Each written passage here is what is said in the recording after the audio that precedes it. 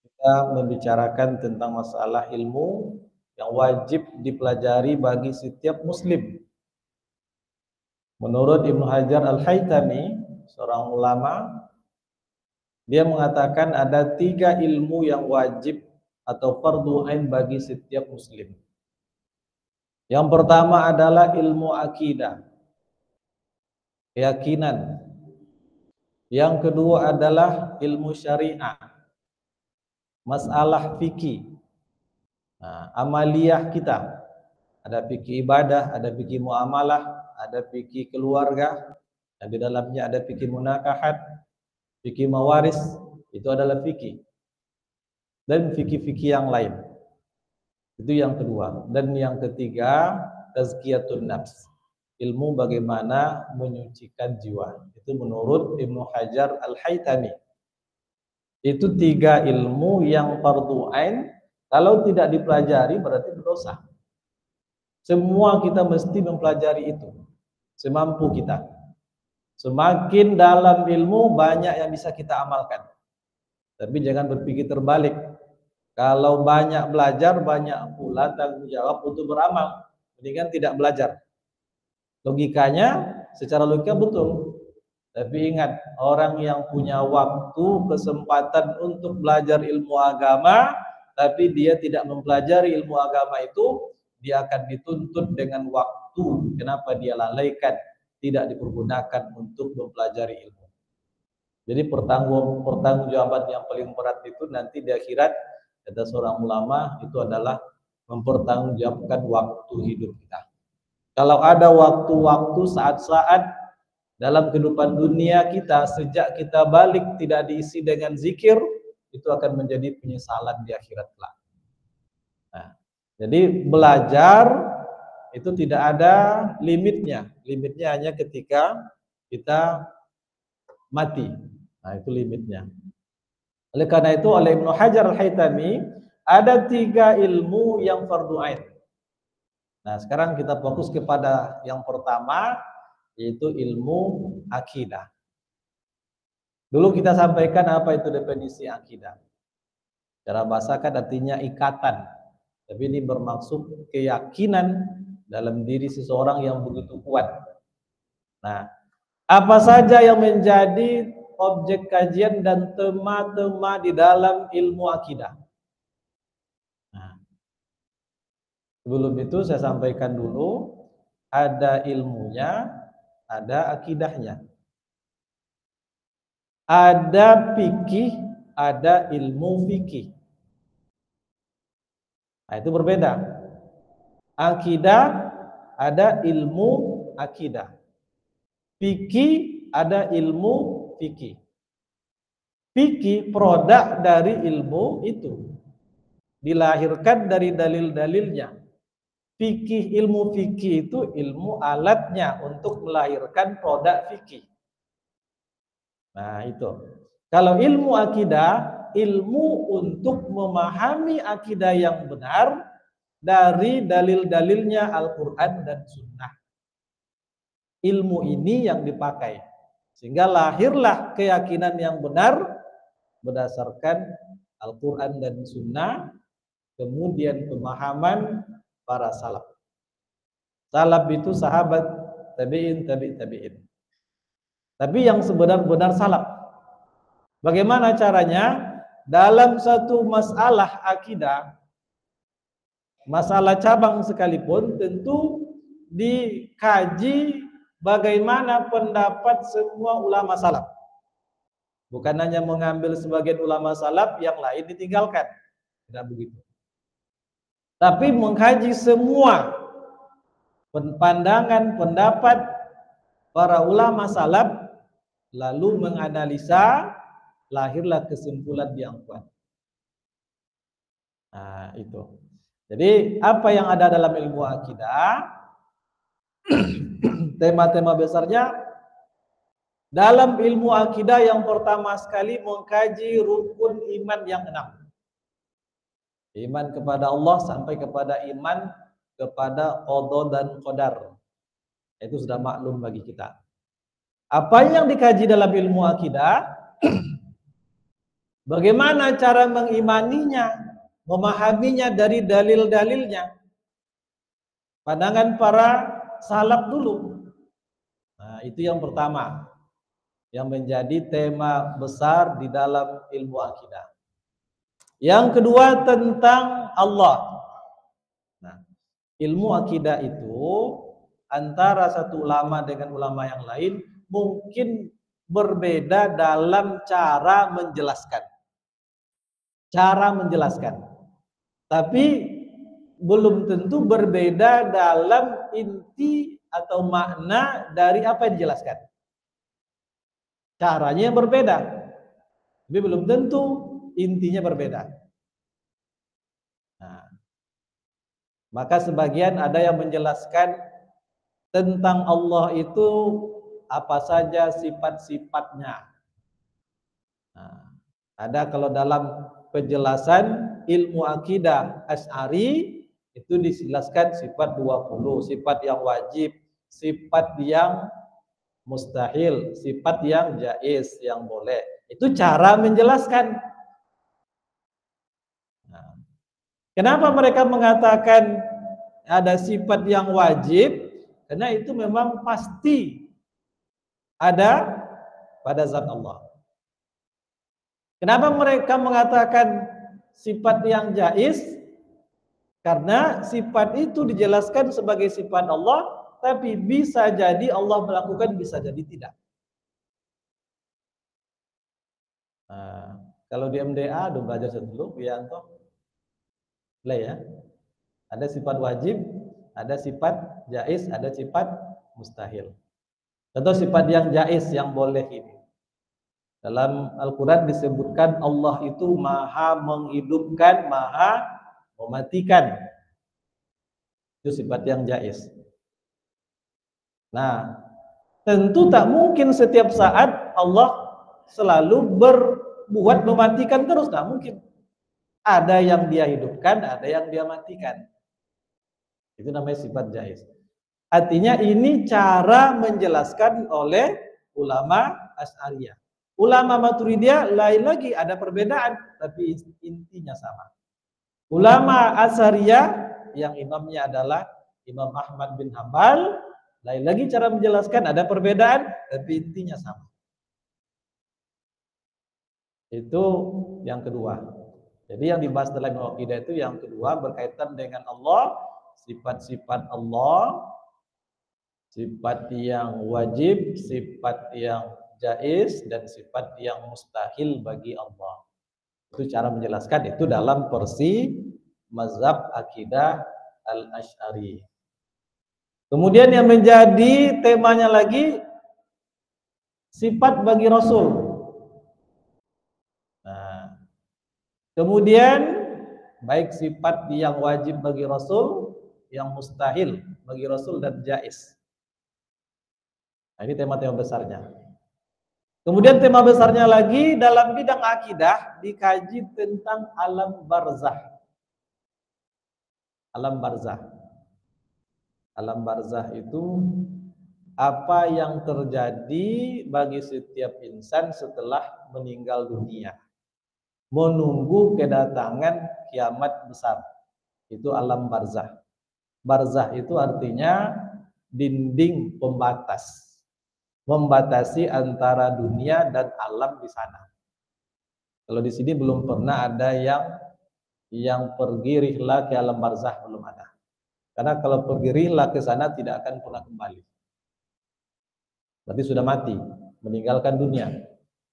Itu dikaji dalam ilmu akidah. Di alam kubur banyak dalil-dalil yang menyebutkan tentang adanya azab kubur, kenikmatan di kubur bagi orang yang sedang berada di alam barzah. Ini menjadi objek kajian dari ilmu akidah. Kalau ada orang atau kelompok aliran yang mengatakan tidak ada azab kubur, nah, itu berarti menentang hadis-hadis Nabi yang sahih. Karena begitu jelas dalam setiap sholat ketika hendak mengucapkan salam, Rasulullah menganjurkan kepada kita untuk meminta perlindungan kepada Allah, salah satunya dari azab kubur. 4 yang Rasul ajarkan.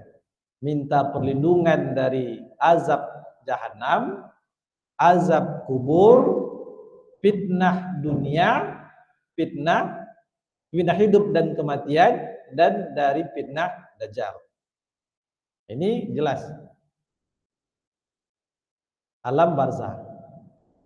Ada sebuah kitab yang ditulis oleh Ibnu Qayyim al-Jauzi yang dia diberi judul dengan Al-Arwah atau Ruh. Itu panjang sekali dia menjelaskan dari asar-asar sahabat, dari hadis-hadis Nabi, bagaimana kehidupan di alam barzah itu. Orang-orang, bagaimana proses pencabutan nyawa, disebutkan dalam hadis riwayat Imam At-Tirmizi. Bagi orang yang soleh, orang yang beriman, maka malaikat maut akan mencabut nyawanya dengan sangat-sangat lembut sekali. Kasailil ma', seperti air yang mengalir, sangat lembut sekali. Lalu dibawa ke langit. Itu prosesnya. Bagi orang yang durhaka, yang kufur kepada Allah, proses pencabutan nyawanya itu sangat kasar. Ibarat mencabut duri yang ada di dalam daging. Dagingnya sampai tertarik. Kemudian dimasukkan ke dalam kain kafan namanya musuhun. Musuh ini sebuah kain kasar. Dari situlah dia dimasukkan, rohnya dibawa ke langit dan mengeluarkan bau yang sangat busuk. Kemudian dikembalikan ke jasadnya di kuburnya. Datanglah 2 malaikat memberikan pertanyaan. Nah, kita kenal dengan malaikat Munkar dan Nakir. Disitulah nanti kehidupan di alam barzah. Kehidupan di alam barzah tentu lebih lama kebanyakan dibandingkan dengan kehidupan di dunia. Umat Nabi kita Muhammad sallallahu alaihi wasallam rata-rata umurnya 60 tahun, 70 tahun, 80 tahun sedikit yang sampai kepada umur itu. Tapi dalam barzah ada yang ribuan tahun sampai hari kiamat nanti. Tentu jauh lebih panjang keberadaan di alam barzah dibandingkan dengan keberadaan di alam kubur. Tapi dibanding dengan kehidupan di dunia. Tapi kehidupan dunia yang sebenar ini sebagai penentu. Gagal dalam kehidupan dunia untuk menggapai akhiratnya, gagallah di sana. Kalau dia berhasil, berhasil. Waktu yang singkat di dunia ini, Allah sudah tentukan apa? Untuk beribadah kepada Allah. Maka semua waktu-waktu itu akan ditanya oleh Allah Subhanahu wa taala. Dulu pernah hadis yang kita sampaikan, bukan ada asar sahabat. Wa qala ba'du salaf, sebagian salaf mengatakan, yu'radu ibnu Adam kullu sa'atin tamurru biha. Lam yazkurullaha tataqatta'u nafsuhu hasaratin. Ada sebagian salaf. Nanti pada hari kiamat akan dihadapkan kepada setiap anak Adam itu setiap saat-saat yang dia lalui dalam kehidupan dunia. Ketika dia melihat begitu ada saat-saat yang memang tidak ada zikir sama sekali, tataqatta'u nafsuhu hasaratin. Jiwanya akan tercabik-cabik karena merasa rugi. Merasa rugi. Maka Rasulullah mengajarkan kepada kita dalam hampir semua kegiatan kita ada zikir. Mau makan baca bismillah, itu zikir. Selesai makan baca alhamdulillah, itu zikir. Ketika hendak makan ada doa, itu zikir. Bahkan sampai masuk ke dalam WC pun ada doanya, itu zikir. Maka jangan sampai tak ada waktu-waktu kita diisi dengan zikir. Kalau tak ada, itu akan menjadi penyesalan. Sampai duduk-duduk di majelis apapun mesti ada zikir. Kalau tidak akan menyesal. Walaupun dia juga sebagai ahli surga. Apa kata Rasul sallallahu alaihi wasallam? Ma jalasa qaumun majlisan lam yazkurullaha fihi ta'ala wa lam yusalli ala nabiyihim fihi illa kana alaihim tiratun. Tidaklah suatu kaum duduk dalam satu majlis. Dikatakan majlisan itu dalam bentuk nakirah majlis, duduk dimanapun, di masjid, di sekolah, di kantor, sampai duduk di warung kopi sambil ngopi-ngopi. Itu namanya majlis. Tidaklah duduk satu kaum di satu majlis yang mereka tidak menyebut berzikir, menyebut nama Allah pada majlis itu dan tidak berselawat kepada nabinya pada majlis itu, kecuali mereka akan pasti menyesal di akhirat kelak ketika dihisab. Wa in sa'a azabah wa in sa'a ghafarala. Kalau Allah ingin, Allah akan azab. Kalau Allah ingin, Allah akan ampuni. Kata sebagian salaf, wa in dakhalul jannah, sekalipun mereka masuk surga, tapi akan tetap menyesal karena begitu banyak menyia-nyiakan waktu. Nah, jadi salah satu objek kajian dari ilmu akidah itu bagaimana kehidupan di alam barzakh. Berikutnya tentang hisab. Itu dikaji dalam ilmu akidah. Semua manusia yang termasuk munafik di akhirat kelak akan dihitung pahala dan dosanya di mizan. Itu dihisab. Artinya hisab ini audit. Kalau orang-orang kantor di pemerintahan, setiap tahun ada anggaran dari pemerintah. Nanti setelah berjalan tahun itu datang auditor main audit. Berapa duitnya, untuk apa gunanya, betul atau tidak? Itu diaudit. Itu namanya hisab.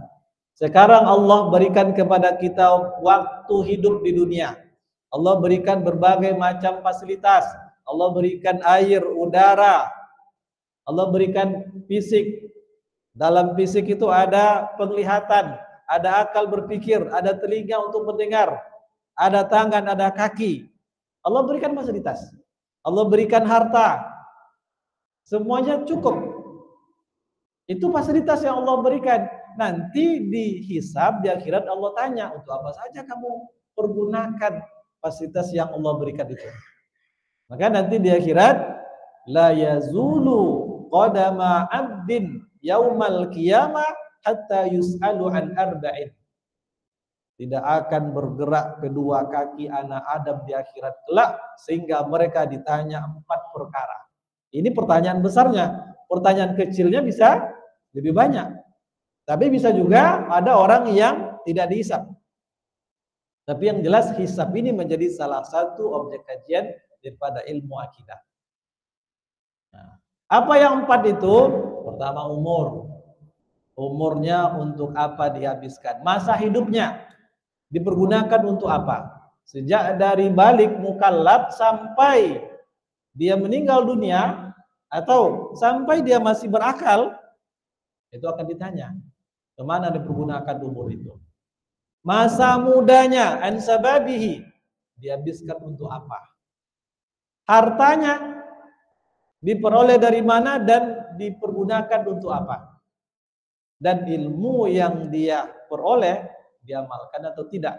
Sebelum bisa menyelesaikan, dihisab, diaudit 4 hal ini, kedua kaki anak Adam tidak akan bisa bergeser dalam hisab itu menuju penyeberangan Shiratal Mustaqim yang terbentang di atas neraka untuk menuju surga Allah. Nah, jadi objek kajiannya hisab. Kemudian lagi mizan, timbangan. Tentu setelah diaudit, nah, jelaslah mana dosa-dosanya, mana pahala-pahalanya. Ditimbang di mizan. Kata Ibnu Katsir dalam kitabnya An-Nihayah fil Fitan wal Malahim, pernah juga kita sampaikan, mizan itu diibaratkan dengan 2 piringan besar. Salah satunya berada di sebelah kanannya aras, salah satunya berada di sebelah kirinya aras. Berapa besarnya mizan itu? Kalau langit dan bumi ini dimasukkan ke dalam salah satu piringan mizan itu tidak penuh. Belum terisi. Nah, begitu besarnya. Langit dan bumi masukkan belum terisi. Begitu besarnya. Begitu juga mizan penimbang yang sebelah kirinya untuk menimbang dosa. Nah, tapi ada yang bisa memenuhi mizan, itulah ucapan zikir, Alhamdulillah, subhanallah, walhamdulillah. Atau yang paling bisa memenuhi, memberatkan timbangan pahala di mizan itu adalah akhlak yang baik, sopan santun, etika. Jadi orang yang berakhlak itulah yang akan memberatkan timbangannya di mizan kelak. Nah, itu objek kajian ilmu akidah. Setelah mizan apalagi? Siratal mustaqim. Sirat, jembatan yang terbentang di atas neraka yang akan dilewati oleh orang-orang beriman. Kalau orang kafir tak lewat. Karena mereka orang kafir tak perlu dihisab. Apanya mau dihisab? Mereka langsung digiring ke neraka. Yang dihisab itu orang beriman dan orang munafik. Munafik kan dia sudah tahu keimanan, mentauhidkan Allah, tapi mengingkarinya. Nah, itu namanya munafik. Itu juga akan dihisab. Tapi orang munafik itu akan berada di dalam kegelapan. Tak bisa untuk berjalan menuju Siratul Mustaqim karena tidak ada cahaya bagi mereka. Nah, ini menjadi objek kajian. Jadi mizan, Siratul Mustaqim yang terbentang di atas neraka jahanam. Ini disebutkan dalam ayat Al-Quran. Maka disebutkan tak satu pun di antara kalian, di antara orang-orang beriman itu kecuali illa wariduha, kecuali dia akan mendatangi neraka itu kapan? Saat melewati Siratul Mustaqim. Dalam kitab An-Nihayah Ibnu Katsir menyebutkan sirat itu di atas neraka jahanam, di kiri kanannya itu banyak pengait-pengait yang ingin menggapai siapa saja yang mau lewat di situ yang terbuat dari besi. Nah, ada orang yang bisa digapainya, diambilnya, ditariknya, ada yang bisa lolos. Ada yang melewati dengan secepat kilat, ada seperti orang yang berlari, berjalan kaki, ada yang merangkak, ada yang selamat, ada yang terjatuh. Nah, itu sirat. Itu menjadi kajian dari ilmu akidah. Kemudian berikutnya yang menjadi kajian ilmu akidah ada syafaat. Ini disebutkan dalam banyak hadis. Sumbernya pun juga beragam. Ada syafaat dari Al-Quran yang dibaca ketika di dunia. Hadis mengatakan Iqra'ul Quran fa innahu yatil yaumal qiyamah syafi'an li ashabihi. Baca Al-Quran, baca. Karena dia akan datang pada hari kiamat sebagai pemberi syafaat bagi orang yang membacanya. Syafaat dari Al-Quran. Ada syafaat dari anak kecil yang belum balik, meninggal waktu kecil. Dia akan menunggu orang tuanya setelah melewati Siratul Mustaqim itu. Dan dia juga akan bisa memberikan syafaat kepada orang tuanya. Jadi kalau ada yang anaknya meninggal waktu kecil, itu sudah ada modal. Sudah ada yang akan menolong dia nanti di akhirat. Tapi syaratnya orang tuanya mesti beriman dan benar-benar mentauhidkan Allah, bersih daripada segala bentuk syirik. Karena syirik itu akan membatalkan semua amal. Nah, sesungguhnya Allah la yaghfiru ayyushraka bihi wa yaghfiru ma duna zalika liman yasha. Allah tidak akan mengampuni disekutukan dengan apapun, tapi Allah mengampuni selain daripada dosa syirik bagi yang Allah kehendaki. Ini ada syafaat dari anak kecil, ada syafaat dari Al-Quran, ada syafaat dari Rasulullah, ada syafaat dari teman-teman yang soleh yang dikenal ketika di dunia. Itu ada. Maka ini juga disebutkan dalam kitab Riyadhus Shalihin oleh Imam An-Nawawi, hadis-hadis yang menganjurkan mencari atau memperbanyak teman dari orang-orang yang soleh. Karena kita tidak tahu, bisa jadi kita tidak tahu teman yang mana nanti seandainya kita tidak selamat, nauzubillah, mungkin ada teman-teman yang soleh bisa memberikan syafaat kepada kita. Maka perbanyak teman-teman orang-orang yang soleh, bergaul dengan mereka. Nah, ada lagi syafaat. Kalau syafaat-syafaat itu sudah tidak bisa menolong orang beriman yang masuk ke dalam neraka, terakhir nanti ada syafaat dari Allah. Allah akan masukkan tangannya sampai ke dasarnya api neraka jahanam, dan Allah akan mengeluarkan setiap orang yang di dalam hatinya masih ada iman, tidak bercampur dengan syirik. Walaupun tak berapa lamanya, Allah akan keluarkan. Nah, cuman ada beda. Beda orang kafir dan orang beriman masuk neraka. Apa bedanya? Nah, mungkin ini jarang disampaikan. Dalam hadis yang diriwayatkan oleh Imam Ahmad, ini juga disebutkan oleh Ibnu Katsir ketika menjelaskan ayat dalam surat Al-A'la. Kan ada dalam neraka itu mereka la yahya wa la yamut, tidak hidup tidak mati. Itu orang kafir. Ibnu Katsir menyebutkan sebuah hadis dari Imam Ahmad bahwa orang kafir dalam neraka mereka tidak hidup tidak mati. Karena tak bisa dikatakan hidup kalau hidup itu menikmati kehidupan itu. Tapi ini mereka larut dalam azab. Tidak pula mati karena ada nyawanya. La yahya wa la yamut. Itu orang kafir merasakan sakitnya api neraka, azab neraka. Tapi orang beriman yang timbangan dosanya lebih berat daripada pahalanya, walaupun lebih beratnya itu hanya seukuran beratnya satu sayap nyamuk, dia masuk ke dalam neraka. Tapi kalau dia dapat syafaat, dia akan bebas. Yang masuk neraka dari orang beriman, apa bedanya? Orang beriman ketika masuk neraka tak tahan dengan dahsyatnya siksa dalam neraka, mereka mati.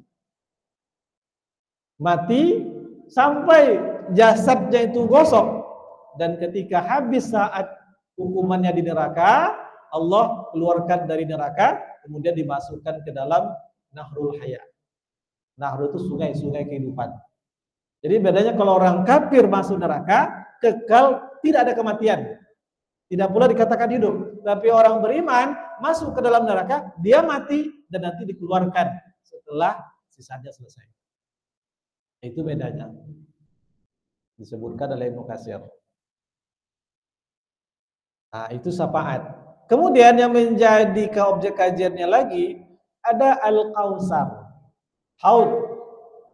Nah, telaganya Rasulullah Shallallahu Alaihi Wasallam. Di padang mahsyar nanti ada haud. Itu disampaikan dengan dalam hadis yang sahih. Rasul punya telaga. Nah, telaga itu disebut dengan Al-Kautsar. Maka inna a'taina kal kautsar itu dalam tafsir maksurat berdasarkan hadis Al-Kautsar itu diartikan dengan telaganya Rasul. Disitulah nanti orang-orang umat Rasulullah akan minum di telaga itu di padang mahsyar. Yang meminum air dari telaga itu tidak akan lagi merasa kehausan itu selama-lamanya. Itu haud. Nah, tapi ada umat beliau yang terhalang. Yang terhalang untuk minum di telaga itu disebut dari kelompok orang-orang ahli bid'ah. Tapi ahli bid'ah itu ahli bid'ah dalam masalah pokok-pokok agama. Bukan masalah seperti kunut subuh, yang ini membid'ahkan, ini mensunahkan, bukan masalah itu. Nah, kalau masalah bid'ah dalam cabang-cabang agama, siapa yang memilih pendapat mengamalkan, itu bagi dia pendapat yang kuat, jadi bagi dia tidak bid'ah, tak ada masalah.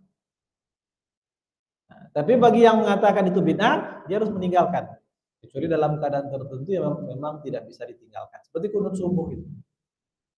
Imamnya berkunut, dia tak mungkin pula mendului imam. Maka dia harus ikut. Ini pendapat dari Imam Ahmad bin Hanbal. Nah, apalagi Al-Kautsar, kemudian berikutnya berkaitan dengan surga dan neraka. Ini tempat terakhir. Bagaimana sifat-sifat surga, dalil-dalilnya dari Al-Quran dan Sunnah Nabi. Di antara hal-hal yang secara jelas dan gamblang dibicarakan oleh Al-Quran, itu adalah sifat surga dan neraka. Nah, bahkan dalam Al-Quran juga sampai disebutkan apa saja buah-buahan yang ada di dalam surga. Detail. Ada sungai-sungai, ada kebun, ada lain sebagainya. Ada dalam ayat, ada dalam hadis. Dalam hadis disebutkan siapa orang pertama yang masuk surga. Itu adalah Rasul Sallallahu Alaihi Wasallam dan umatnya. Kita ini memang umat terakhir, tapi pertama kali di akhirat dihisab dan pertama kali untuk masuk ke dalam surga. Nah, itu kelebihan umat Nabi Muhammad sallallahu alaihi wasallam. Nahnul akhirun as-sabiquna yaumal qiyamah. Kita ini memang umat terakhir, tapi kita yang pertama sekali di akhirat. Pertama dihisab, pertama menuju sirat, pertama pula masuk ke dalam surganya Allah Subhanahu wa taala. Nah, jadi ada surga, ada neraka. Ini juga secara detail banyak sekali ayat Al-Quran yang menyebutkan sifat neraka itu dan sangat mengerikan sekali. Banyak. Dalam surat An-Nisa Allah mengatakan innal ladzina kafaru bi ayatina sawfa nuslihim nara. Kelak kami akan masukkan ke dalam neraka. Nah, kemudian setiap kali kulit mereka itu habis, gosok, ganti dengan kulit yang lain. Itu kan luar biasa. Wa yauma idzil la yu'azzibu 'azabahu ahad wa la yusiku wasaqahu ahad. Pada hari itu tidak ada satupun yang mampu mengazab seperti Allah mengazab, tak ada, hanya Allah. Azab Allah itu tak ada satupun yang bisa menandingi dahsyatnya azab Allah.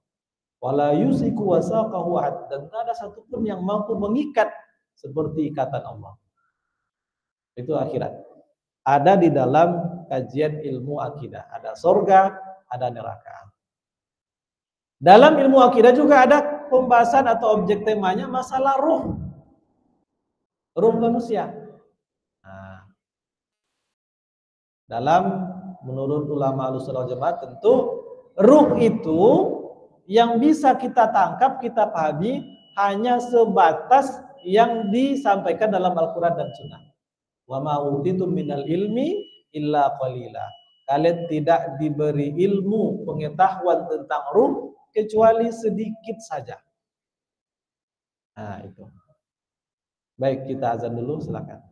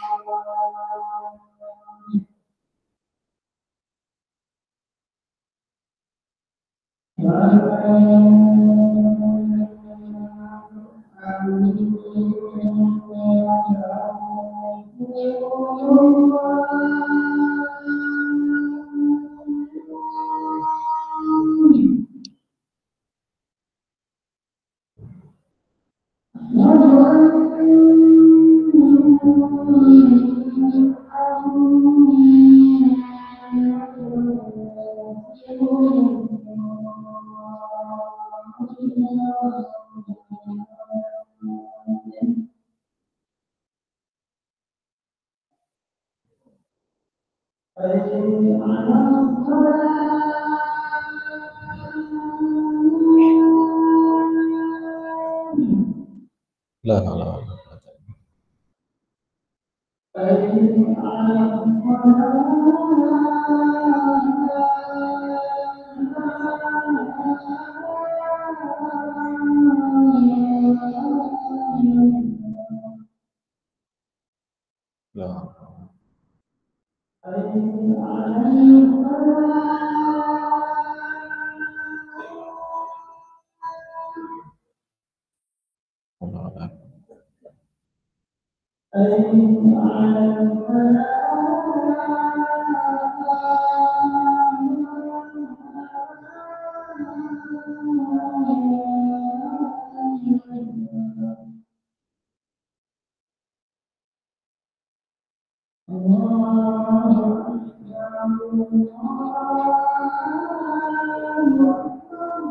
Allahu Akbar.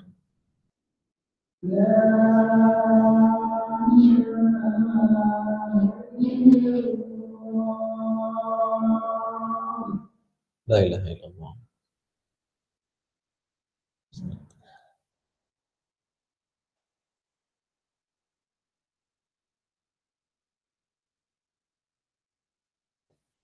Kita tuntaskan dulu. Berikutnya dalam ilmu akidah dikaji tentang ru'yatullah, melihat Allah di akhirat kelak. Kalau di dunia sepakat semua ulama Allah tak mungkin bisa dilihat. Tapi di akhirat dalam hadis yang sahih menyebutkan Allah akan dilihat oleh orang-orang beriman. Maka Rasul mengatakan innakum satarawna rabbakum. Tunggu kalian akan melihat Tuhan kalian seperti kalian melihat bulan purnama yang tidak terhalang oleh apapun. Berarti melihat dengan mata kepala. Dan dalam riwayat disebutkan ketika ahli surga itu melihat kepada wajah Allah, kepada Allah, mereka meninggalkan semua nikmat surga. Itu artinya nikmat yang paling tinggi di akhirat kelak itu adalah melihat wajah Allah, ru'yatullah. Nah, itu dikaji atau menjadi objek kajian ilmu akidah. Kemudian yang berikutnya tentang Isra dan Mi'raj. Karena ini persoalan gaib. Kalau secara logika tak mungkin, secara akal bisa menerima Rasulullah itu pergi Isra Mi'raj dalam satu malam secara logika. Tapi dengan keimanan itu mudah menerimanya. Nah, kalau Allah berkehendak semua dengan mudah bisa terjadi. Maka Isra Mi'raj itu adalah untuk diimani, bukan untuk dinalar.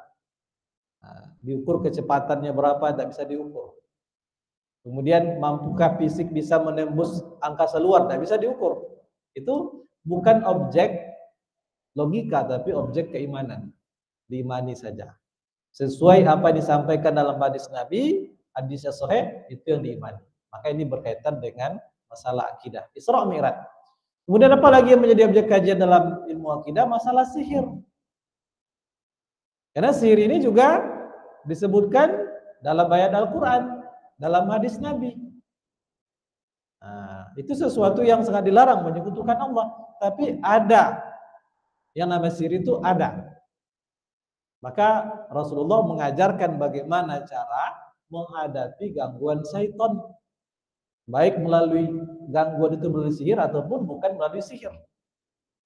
Dan karena ini adalah sesuatu yang gaib, maka menjadi objek kajian dari akidah. Kemudian berikutnya adalah ilmu akidah tentang masalah mazhab-mazhab dalam ilmu akidah. Nah, mazhab dalam ilmu akidah itu yang diakui oleh umat dari salaf dulu, kaum salaf itu ada tiga mazhab. Yang pertama mazhab Asy'ariyah, yang kedua mazhab Maturidiyah, yang ketiga mazhab Asy'ariyah. Ketiga-tiganya mazhab akidah yang benar. Kalau ada yang menyesatkan salah satu di kelompok ini, bisa jadi karena belum paham betul atau tidak mengambil referensi dari sumber-sumber ulama yang bermazhab dengan mazhab ini. Banyak sekarang di media sosial yang menyesatkan salah satu di kelompok ini. Itu hati-hati. Nah, harusnya mengkaji dalil pemahaman mereka itu secara komprehensif, mendalam, istiqra, baru memberikan penilaian. Jangan mudah menyesatkan. Nah, jadi 3 kelompok ini sudah dari dulu sudah ada, dan itu kelompok yang diakui oleh seluruh umat Islam Ahlussunnah wal Jamaah sebagai kelompok yang benar keimanannya. Lalu Asariyah itu siapa? Asar itu berasal dari kata asar. Asar itu nama lain dari kata hadis. Jadi hadis itu ada 4 kata yang dipakai untuk menunjuk hadis. Yang pertama hadis, yang kedua sunnah, yang ketiga asar, yang keempat khobar. Asar itu juga bisa berarti hadis. Khobar juga bisa berarti hadis.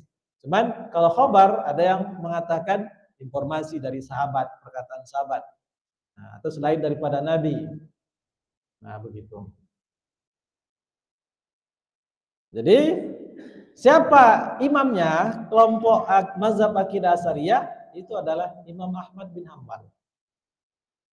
Maka kalau ingin mengkaji bagaimana akidah Asariyah itu, kajilah bagaimana akidah Imam Ahmad bin Hanbal. Sekarang ada yang mengaku-ngaku sebagai bermazhab Asari. Kan ada yang menambah nama di belakangnya Al-Asari. Dia bermaksud, dia mengaku dirinya bermazhab akidah Asari, ahli hadis. Imamnya Imam Ahmad bin Hanbal. Tapi belum tentu pemahamannya sama dengan Imam Ahmad bin Hanbal. Banyak ditemukan ternyata Imam Ahmad bin Hanbal memahami akidah tentang masalah istiwa begini. Nah, masalah sifat-sifat Allah begini, mereka lain lagi. Berarti bukan sebetulnya sesuai dengan pemahaman Imam Ahmad bin Hanbal. Maka itu hati-hati. Karena masalah yang paling penting adalah masalah akidah ini. Ini pentingnya kita mempelajari bagaimana akidah para ulama salaf dulu. Tapi bukan secara parsial, tapi mempelajari secara komprehensif semua sumber-sumber dalil-dalil yang mereka kemukakan. Nah, gitu. Kemudian pembahasannya juga di sini mengenai membahas tentang harus mengenal firqah-firqah yang sesat dalam bidang akidah. Ada kelompok seperti kelompok Khawarij. Khawarij itu kelompok yang muncul ketika terjadi pertikaian antara Ali dan Muawiyah. Awalnya mereka orang-orang yang pro dengan Ali bin Abi Thalib, lalu ketika Ali bin Abi Thalib menerima tahkim atau arbitrase dengan Muawiyah, maka mereka tak setuju dengan Ali, keluar dari kelompok Ali, akhirnya mereka kafirkan Ali. Kelompok ini memahami Al-Quran dan Sunnah secara tekstual saja. Itu berbahaya. Mereka memahami Al-Quran tanpa ilmu. Kata Umar bin Abdul Aziz, siapa yang memahami Al-Quran tanpa ilmu, maka mudarat yang diratakan jauh lebih besar daripada manfaatnya. Itu kelompok Khawarij yang memahami agama ini secara simpel, tidak dengan menyeluruh. Itu bahaya. Sampai-sampai mereka mengatakan orang yang melakukan dosa besar kafir. Itu Khawarij itu. Melakukan dosa besar kafir, kekal dalam neraka. Kalau sudah begitu, halal darahnya. Karena sudah dianggap kafir. Itu Khawarij. Dulu ada pada masa Ali bin Abi Thalib. Nah, itu juga kelompok sesat. Dalam ilmu akidah juga mesti mengetahui kelompok seperti apa yang dikatakan kelompok sesat. Nah, kesesatan mereka Khawarij itu karena mereka menafsirkan Al-Quran tidak dengan ilmunya. Secara tekstual saja kebanyakan. Sehingga yang membunuh Ali bin Abi Thalib, nah itu bukan sembarang orang. Siapa pembunuhnya? Abdurrahman bin Muljam. Dia seorang Khawarij. Dia seorang ahli qiraat, ahli Al-Quran. Salat malamnya enggak bisa ditandingi. Umar bin Khattab menunjuk dia sebagai salah satu pengajar qiraat Al-Quran. Abdurrahman itu. Dia yang membunuh Ali. Kenapa? Karena dalam akidah dia Ali sudah sesat. Nah, begitulah bahayanya memahami Al-Quran tanpa ilmu, tanpa dalilnya.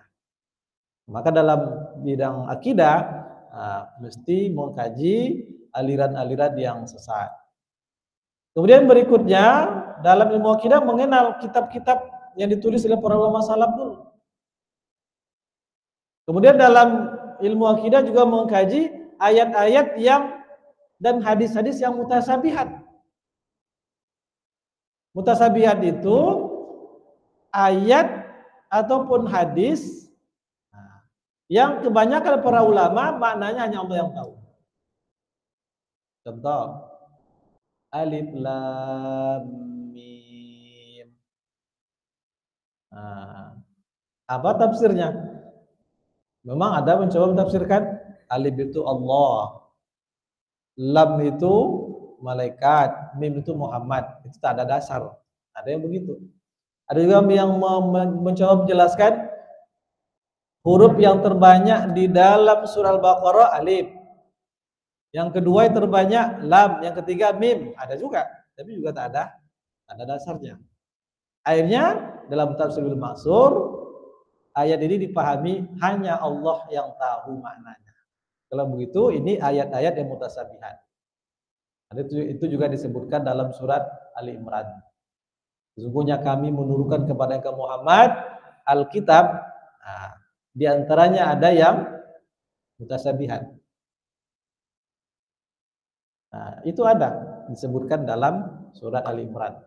Maka ini juga menjadi kajian dalam ilmu akidah. Kemudian bagaimana cara memahami ayat-ayat mutasabihat itu? Seperti istiwanya Allah, itu juga menjadi kajian.